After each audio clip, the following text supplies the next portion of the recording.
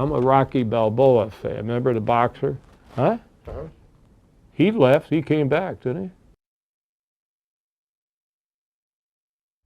he? He's back.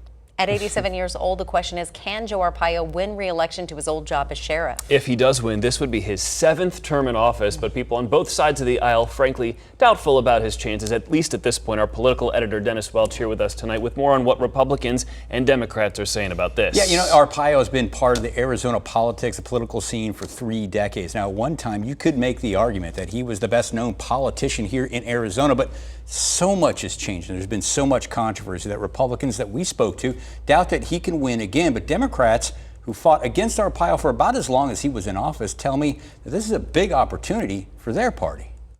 I spent 24 years as the elected sheriff, and I'm going to do it again. When Joe Arpaio was first elected sheriff in 1992, Microsoft just introduced Windows 3.1 and voters had elected Bill Clinton to his first term. The last election Arpaio won in 2012 was a year that saw gay marriage legalized, Facebook go public, and Barack Obama win a second term, despite the former sheriff's insistence on birtherism, the widely debunked and racist conspiracy theory that Obama was born outside of America and therefore not qualified to be president. I think I speak for a lot of Republicans when I say I was stunned that he would dare say he's about to run again. Arpaio has seen little success since his last electoral victory 7 years ago. He was found guilty of contempt of court in connection to his immigration sweeps, and President Trump would later pardon him for that. Arpaio was also soundly defeated for his re-election in 2016 and ran another failed campaign for the U.S. Senate last year, where he didn't even make it out of the GOP primary. You have to take him seriously, in spite of the fact that he can be cartoonish and that he's 87 years old. The fact that he has 100% name ID and can raise plenty of money means you have to take him seriously. While Republicans like Stan Barnes are skeptical of Arpaio's chances at winning a 7th term, Democrats see his attempted comeback as a big win headed into the 2020 election. He's a high-profile name, at least, Joe Arpaio is, so it's good for fundraising, it's good for energizing the base.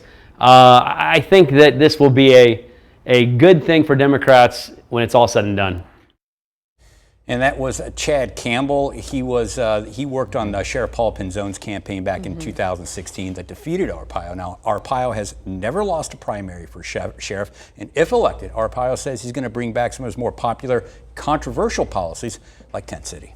It'll be interesting. First of all, that was a walk down memory lane, so thank you for that. Wasn't it? I know. And it'll be interesting to see if President Trump weighs in on this. And, you know, he's running against Jerry Sheridan. They were friends. Sheridan ran his jails for him when he was sheriff, right? Yeah, at this point, yeah, he's going to have to go through another GOP primary. I mean, Jerry Sheridan was his right-hand man for a long time.